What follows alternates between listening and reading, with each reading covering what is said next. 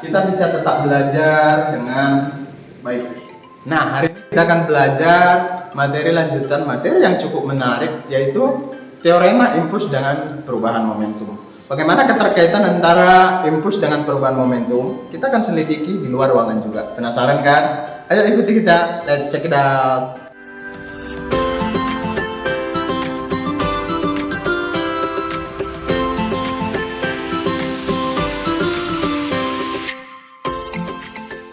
Ini adalah kita mencoba melemparkan dua buah telur yang masanya dan ukurannya sama, ya, ke kain dan ke triplek. Kainnya ini, telurnya yang ini. Kita mau lihat perbedaan apa yang terjadi. Selamat menyaksikan.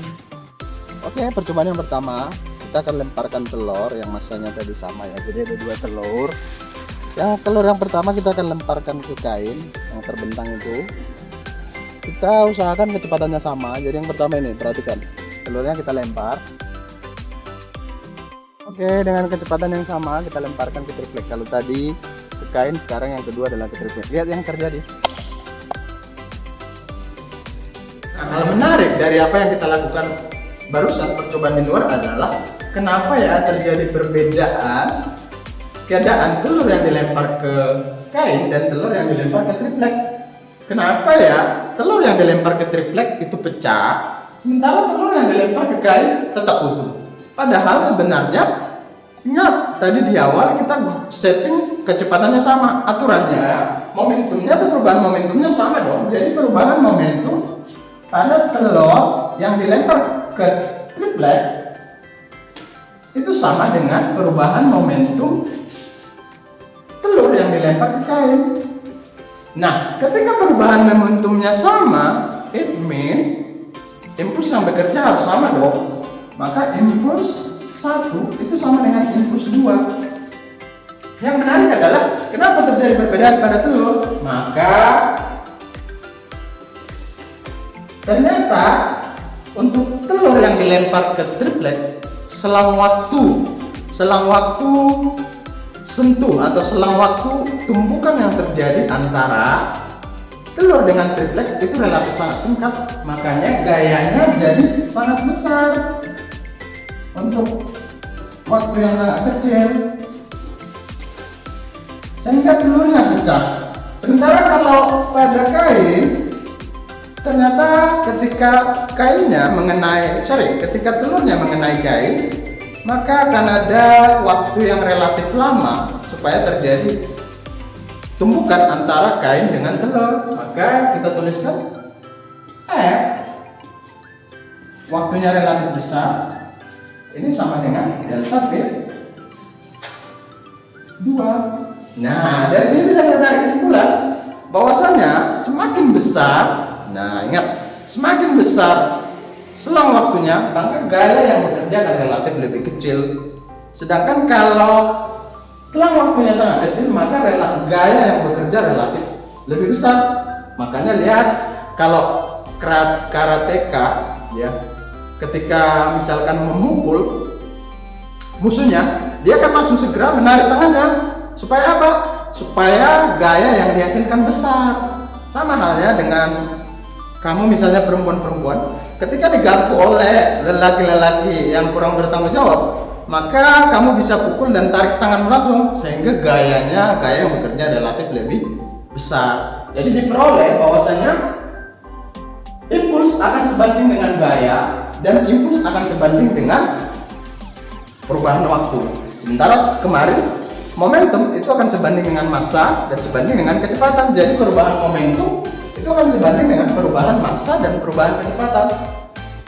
Maka diperolehlah hubungan bahwa impuls itu adalah perubahan momentum atau gaya yang terjadi selama selang waktu tertentu itu akan sama dengan perubahan momentum yang terjadi pada benda tersebut.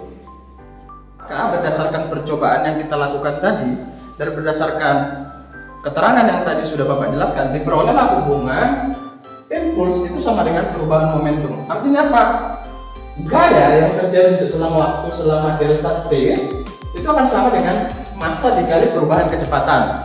Ingat bahwasanya ini juga linear dengan apa yang kamu pelajari di hukum Newton. Bahwasanya F itu adalah M dikali A. Bahwasanya percepatan benda akan muncul ketika kita beri gaya. Benda bermasa M ketika kita beri gaya dorong misalkan, maka akan muncul percepatan A. Ini akan sebanding dengan atau akan linear dengan persamaan hubungan impuls dengan momentum. Maka lihat, kalau kita tuliskan bentuk yang ini, F dikali delta T itu sama dengan M dikali delta V. Artinya gaya rata-rata yang terjadi dalam selang waktu selama delta T itu akan sama dengan M dikali perubahan kecepatannya. Maka bisa juga Bapak tuliskan F sama dengan gaya rata-rata sama dengan M dikali delta V per delta T ya. Kenapa Pak? Ya karena Bapak pindahkan dari ruas kiri ke ruas kanan kan jadi membagi. Maka ini bisa juga Bapak tulis M delta V per delta T. M delta V per delta T. Maka ini sama dengan M dikali. Nah ini konsep percepatan. Percepatan itu adalah perubahan kecepatan terhadap selang waktu tertentu. Maka ini sama dengan M dikali A. Jadi hubungan impuls dan momentum itu menunjukkan juga bahwasanya representatif dari hukum 2 Newton. Karena ini adalah the second law of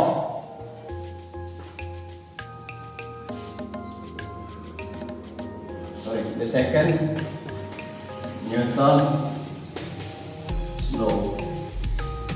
Nah, ini dengan catatan gaya rata-ratanya itu adalah konstan. Jadi gaya yang bekerja selama selang waktunya ini dianggap konstan.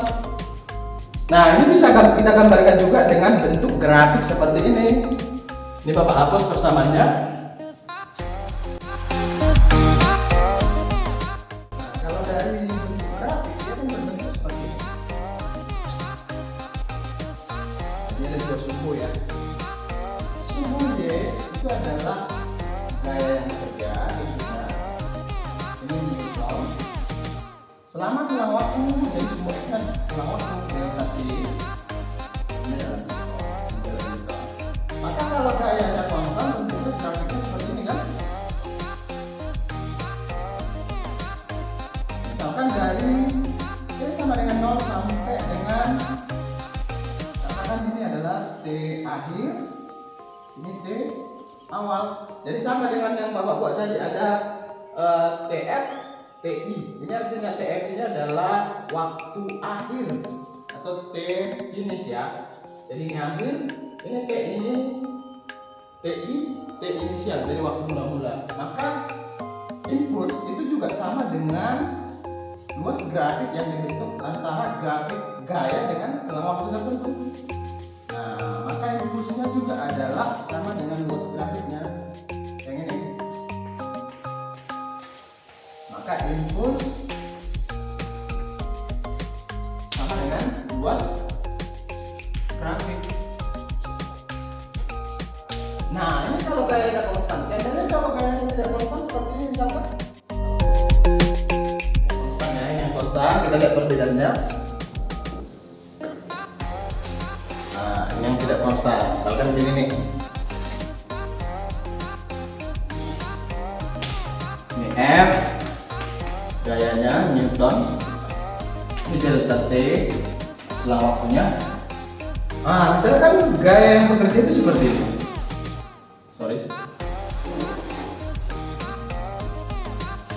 Jadi dia meningkat selama selang waktu tertentu, kemudian turun. Misalkan seperti ini, tingkat sama dengan 0, artinya gayanya yang bekerja sama dengan 0. Ini misalkan dari T awal, Bapak buat inisial I, dan ini T akhir finish. Nah, maka impulsnya itu adalah luas grafik ini juga.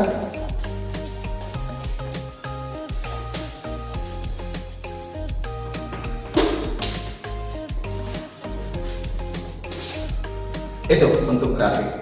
Sekarang supaya lebih paham, kita akan berlatih beberapa contoh soal. Maka tetap fokus dan perhatikan contoh soal yang akan kita bahas.